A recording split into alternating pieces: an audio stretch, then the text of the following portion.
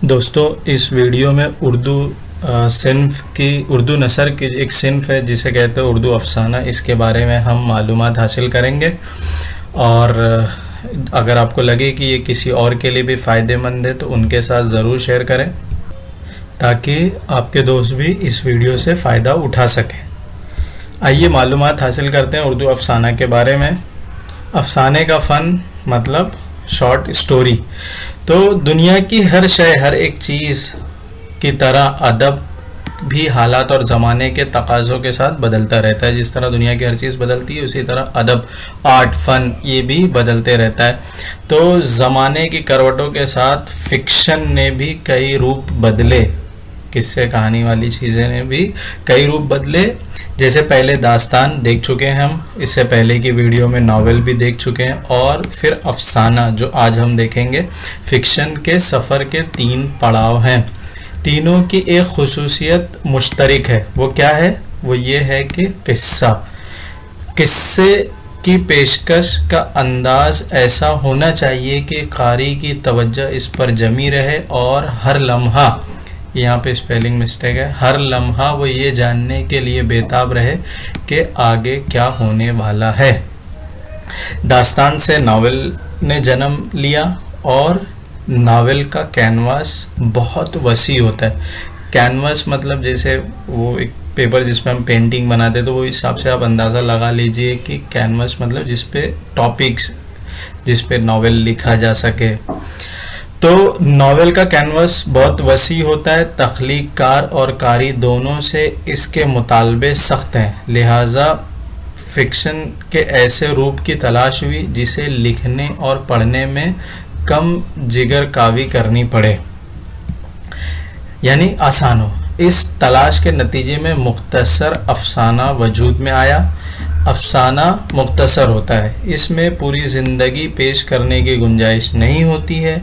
इसमें ज़िंदगी के किसी एक रुख और किरदार के किसी एक पहलू से सरोकार होता है। मतलब इससे मुराद ये कि किरदार के किसी एक पहलू या उसकी ज़िंदगी के किसी एक रुख से मतलब होता है। आइए देखते हैं अफसाने के अज्जाए तरकीबी। ये नावल से मिलते जुलते हैं। तो अज्जाए तरकीबी तो अफसाने के भी वही हैं जो नावल के होते थे, मगर अफसाने का पैमाना छोटा होता है, उसकी साइज़, क्वांटिटी, नापना, तो इसलिए इनके बरतने का अंदाज़ बदल जाता है। अब देखते हैं, जैसे प्लॉट, ये नावल में भी है, अफसाने में भी है। नावल के हिस्से में इसकी मालूमात दिया जा चुका है कि प्लॉट क्या है। तो अच्छे अफसाने की शनाख्त ये है कि इसमें एक लफ्ज़ भी गैर ज़रूरी ना हो, क्योंकि इससे अफसाने में झोल पैदा हो जाता है और कारी की तवज्जो मरकज़ी ख़याल पर मरकूज़ नहीं रह पाती है। मतलब जो सेंट्रल आइडिया है वो उस पर, जो कारी है यानी पढ़ने वाला है, उसका ध्यान वहाँ पे नहीं रह पाता है। इंतशार और परागंदा मतलब कि बिखरा हुआ, तो इंतशार यानी मुंतशिर होना, उसके भी लगभग वही मायने हैं, हम मायने हैं। तो इंतशार और परागंदा बयानी से एहतराज़ अफसाने की असर पजीरी के लिए ज़रूरी है। मतलब इंतशार और परागंदा से बचा जाए तो अफसाने का असर ज़्यादा पड़ेगा पढ़ने वाले पे, कारी पे। अज्जाए तरकीबी में दूसरी चीज़ जो है वो है किरदार। तो नावल के मुकाबले में अफसाने का पैमाना मुख्तसर होता है, छोटा होता है। तो ऐसा होने के सबब अफसाना निगारी की दुश्वारियाँ ज़्यादा होती हैं। नावल निगार को मुख्तलिफ ज़ावियों से किरदार पर रोशनी डालने और उजागर करने का मौका मिलता है, जबकि अफसाना निगार किरदार का कोई एक पहलू ही कामयाबी के साथ पेश कर सकता है। नावल में थोड़ा ज़्यादा होता है, अफसाने में उसका एक पहलू, मतलब बहुत ज़्यादा नहीं, डिटेल नहीं। तो अफसाना निगार को बड़ी मेहनत करके किरदार को इस तरह तराशना पड़ता है कि वो कारी के दिल में घर कर सके, मतलब उसके दिल में जगह बना सके वो किरदार। नावल के मुकाबले अफसाने में किरदार की इर्तिका दिखाने की गुंजाइश कम होती है।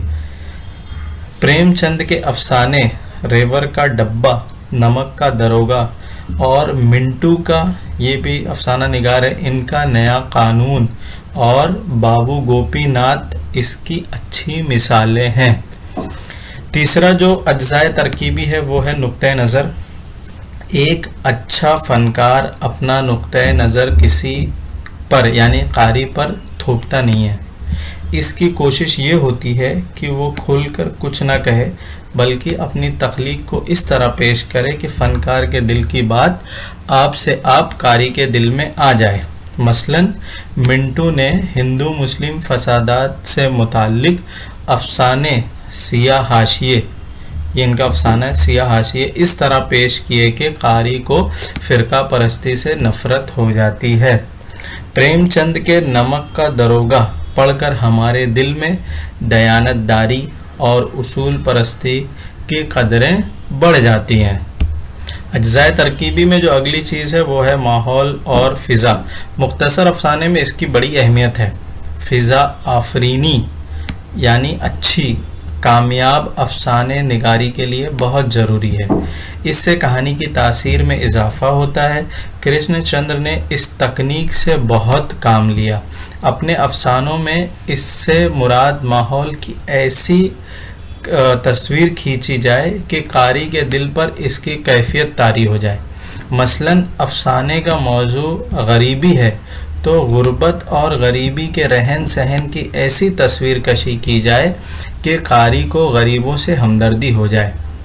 इस पर ख़ास तवज्जो करने वाले अफसाना निगारों ने ज़्यादा कामयाब अफसाने पेश किए हैं। मतलब कि अगर कोई बात बताई जा रही है जो टॉपिक हो अफसाने का, उसका पस मंज़र दिखाया जाए अल्फाजों में, वो इस तरह हो कि वो फ़िज़ा जो पढ़ने वाला है कारी है उसके दिल में वो एकदम उतर जाए। अगला जो अज्जाए तरकीबी है वो है असलूब मतलब कह सकते हैं कि स्टाइल, तरीका। तो मुख्तसर अफसाने का फ़न गज़ल के फ़न से बहुत मिलता जुलता है। गज़ल हमने जो पोइट्री पार्ट है उसमें हमने देखा था, तो गज़ल के फ़न से बहुत मिलता जुलता है। जैसे गज़ल में गैर ज़रूरी अल्फाज, अनवांटेड वर्ड्स नहीं इस्तेमाल कर सकते हैं, इसी तरह अफसाने में भी बेमारूफ यानी बेमानी एक लफ्ज़ की भी गुंजाइश नहीं है। ये किफ़ायत लफ्ज़ी का फ़न है। किस चीज़ के बारे में कह रहे हैं? अफसाना जो है वो किफ़ायत लफ्ज़ी का फ़न है।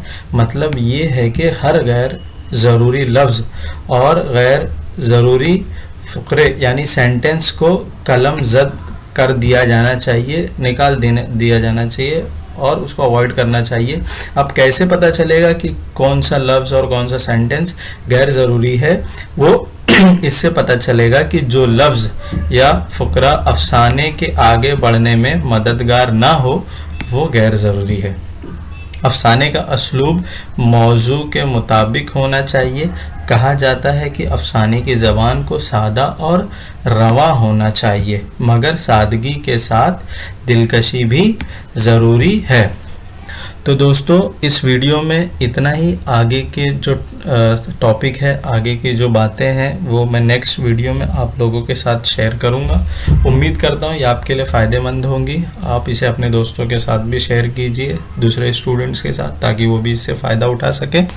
और अगर आप कुछ इसमें ऐड करना चाहते हैं, कुछ करेक्ट करना चाहते हैं, तो आप अपना फीडबैक कमेंट सेक्शन में ज़रूर दें, तो इससे मुझे इम्प्रूव होने में मदद मिलेगी। वीडियो देखने के लिए आप लोगों का बहुत बहुत शुक्रिया।